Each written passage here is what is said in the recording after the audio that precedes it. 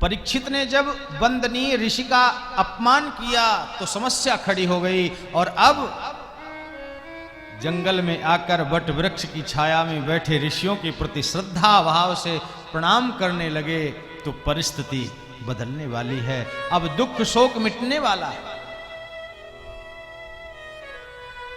परीक्षित ने प्रणाम किया।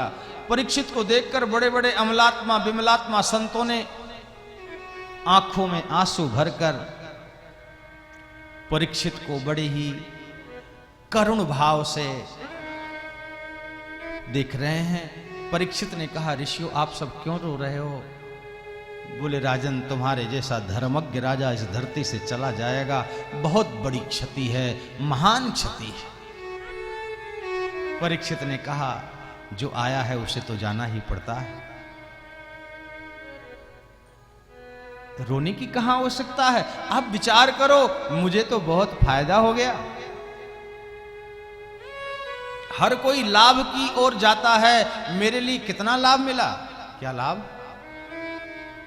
संत समागम मुझे मिला। अगर मुझे साप न मिला होता, मैंने घर न छोड़ा होता, तो मुझे ये लाभ कहां मिलता?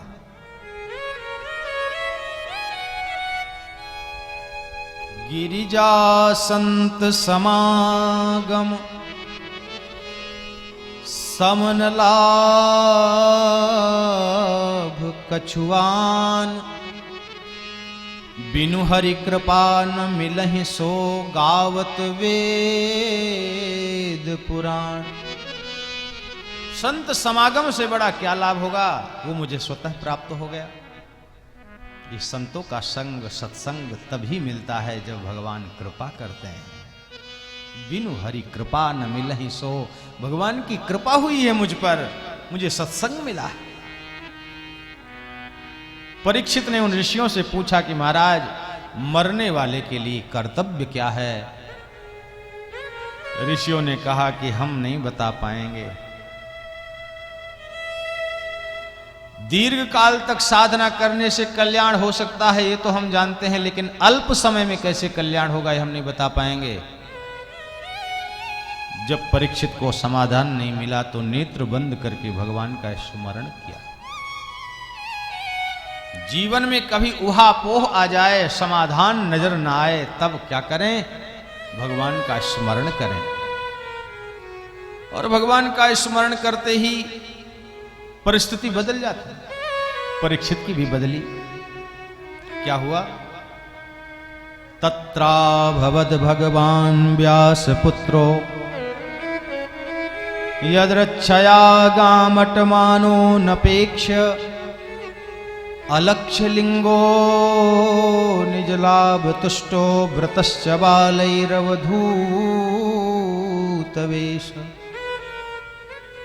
उसी समय भगवान ही मानो व्यास नंदन सुखदेव जी के रूप में परीक्षित के पास आ गए।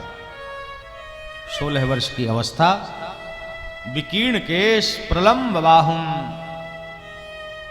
ज्ञान की छवि में अखंड ज्ञान स्वरूप है श्री सुखदेव जी प्रकट हो गए। परीक्षित धन्यता का अनुभव करते हुए उनको उच्च सिंहासन पर बिठाकर चरणों में प्रणाम किया। हे महात्मन, आपको देख करके लगता है कि आप तीर्थ रूप हैं। तीर्थी कुर्वन्ति तीर्थानि, आप जैसे महात्मा तीर्थों को तीर्थत्व प्रदान करते हैं।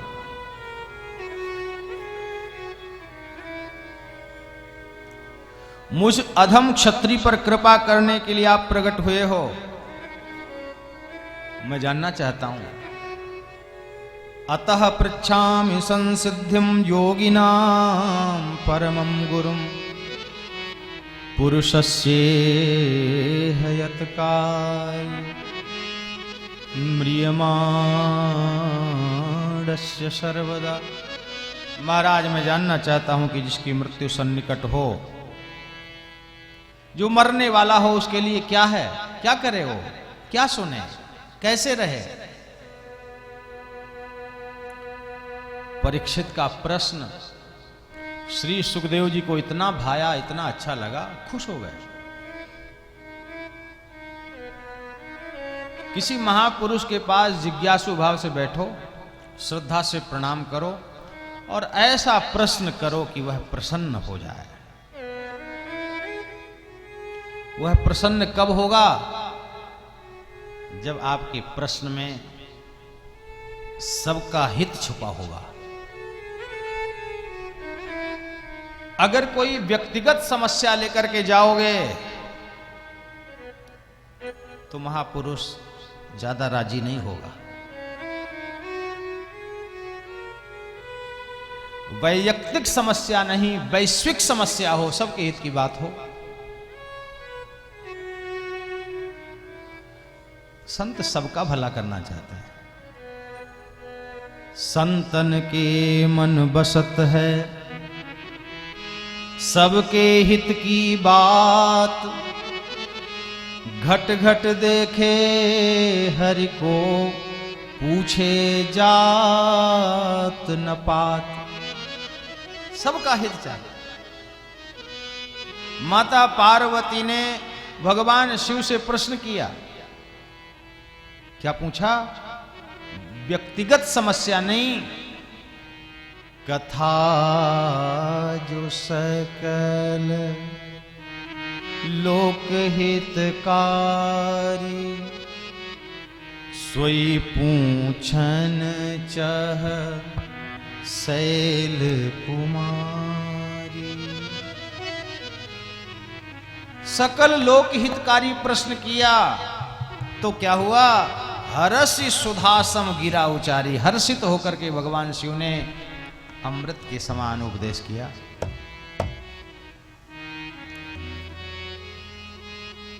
परीक्षित ने कहा कि मरने वाला क्या करे? सुखदेव जी को अच्छा लगा कि इसके मन में प्रश्न उठा है, मरने वाले तो सब हैं, सब देख रहे हैं कितने मर गए, साथ वाले मर गए, छोटे मर गए, कितने जा रहे हैं, लेकिन किसी के मन में प्रश्न नहीं उठा। परीक्षित ने प्रश्न किया है, ये जिसने जगत का प्रतिनिधित्व किया है। श्री सुखदेव जी ने मंगलाचरण भी नहीं किया, सीधे ही प्रश्न का उत्तर देने लगे। बरीयानि सुते प्रश्न कृतो लोकहितो नृप, आत्मविद सम्मतः पुंसां श्रोतव्यादिषु यः परः। राजन, तुमने बड़ा ही अच्छा प्रश्न किया। कृतो लोकहितो नृपो, ये लोकहित का प्रश्न है। मैं तुम्हें उपदेश करूंगा, लेकिन तुम्हारी जो स्थिति है जगत में, जहां जहां तुम्हारा टिकाव है, उलझाव है, लगाव है, सब जगह से हटकर अपने में स्थित हो जाओ। अपने में स्थित होने का मतलब क्या है? स्वस्मिन स्थः, जो अपने में स्थित हो गया वो स्वस्थ है, और जो बाहर स्थित है, पुत्र में, पत्नी में, धन में, पद में, लोभ में, राग में, द्वेष में, वो बीमार है, वो अस्वस्थ है।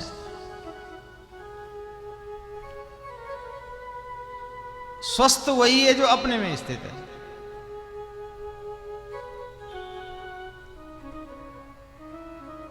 जगत की स्थिति दुख देती है, विचलित करती है, व्यवधान में लाती है, द्वंद्व से, दुख से भर देती। और राजन, कानों को खोल लो। श्रोतव्यादिषु यः परः। सत्संग का लाभ तो तभी है जब सुने। नवधा भक्ति की प्रथम श्री ही है श्रवणम, सुनना। ये सुनना ही, श्रवण ही सब रोगन की जड़ी है, समस्त रोगों की औषधि है सुनना। सुनो, परेशानी का अधिक कारण यह है कि हम सुनना नहीं चाहते, सुनाना चाहते हैं। जिसको देखो वही बोलना चाहता है, सुनाना चाहता है। दूसरे की सुनने का धैर्य ही नहीं है। कहते हैं अरे मेरी सुनो, और जिसकी न सुनो वो नाराज।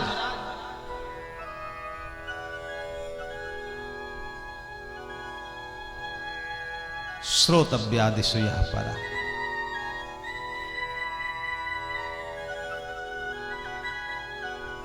क्या सुनो गुरुदेव, बताओ आप। श्री सुखदेव जी कहते हैं मैं सुना रहा हूं। तस्मात् भारत सर्वात्मा भगवान ईश्वरो हरि श्रोतव्यः कीर्तितव्यश्च स्मर्तश्चेच्छता भयम्। राजन, उस भगवान के बारे में सुनना है। वो भगवान कहाँ है? सर्वात्मा सब में है। तो जो सब में है उसको सुनो, खूब सुनो। सुनने से उसका बोध हो जाएगा। सुनने में केवल भगवान की ही बात नहीं, जगत की भी बात आएगी। सुनने में केवल भक्त की ही चर्चा नहीं, भगवान की भी चर्चा आएगी। सुनने में केवल श्रवण, केवल ऋषि का चरित्र ही नहीं है, राक्षस की भी बातें हैं। अच्छा और बुरा सब कुछ सुनकर हम जान जाएंगे